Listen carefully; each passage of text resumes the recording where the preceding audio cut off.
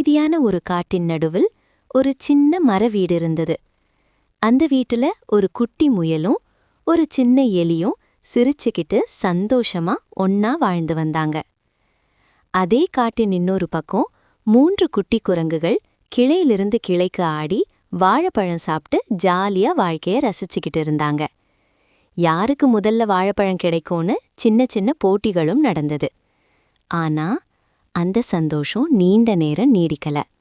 சத்தமே இல்லாம ஒரு வேட்டைக்காரன் காட்டுக்குள் நுழைந்து ஒரு குட்டி குரங்க வலையில பிடிச்சுக்கிட்டான்.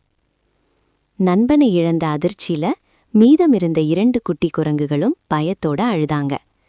உதவி தேடி அவங்க முயலும் எலியும் வாழுற சின்ன மர வீட்டுக்கு போனாங்க.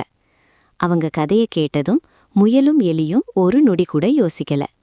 நாம எல்லாரும் சேர்ந்து நிச்சயம் காப்பாத்தலாம்னு தைரியமா சொன்னாங்க. 4 பேரும் சேர்ந்து ஒரு ரெஸ்கியூ திட்டம் போட்டாங்க. காட்டுக்குள்ள தேடி காலடி சுவடும் வாழைப்பழத் துண்டுகளும் அவங்கள சரியான இடத்துக்கு அழைச்சு போச்சு. கடைசியில வேட்டைக்காரனோட முகாம். அங்க ஒரு கூண்டுக்குள்ள பயத்தோட குட்டி குரங்கு. முயல் வேட்டைக்காரனை வேற பக்கம் கவனத்தை திருப்பிச்சு.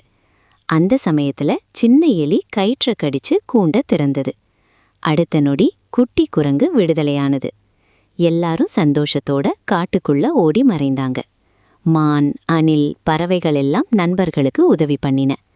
வேட்டைக்காரன் தோல்வியோட திரும்பி போனான்.